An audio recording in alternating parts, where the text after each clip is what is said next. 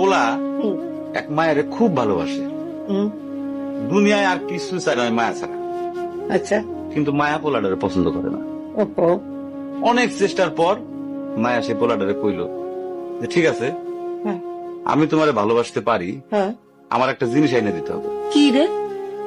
পোলাটা তখন কইল যে তোমারে পাওয়ার লিগা আমি দুনিয়ার যে কোনো জায়গা থেকে যে কোনো জিনিস এনে দিতে পারি। হ্যাঁ, হ্যাঁ। মায়েরা তখন কইল তুমি তোমার মায়ের কইলজাটা আমার আইনা দাও। কি ক- কি ক- কি কি- কি- মনে হয় না? কি গল্প শোনালি দিদু?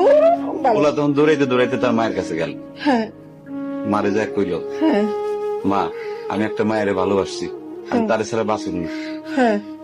কিন্তু ওই মায়া আমার একটা জিনিস নিয়ে যাইতে কইছে, সেটা হলো তোমার কলিজা। তুমি যদি তোমার কলিজাটা আমারে দাও, ওই মায়াটা কলিজাটা পাইলে আমার ভালোবাসবে।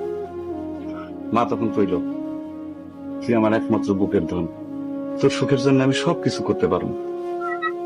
পরে মা বুকটা ফাইরা কলিজাটা বাইর করে পোলার হাতে দিল। আহারে মা।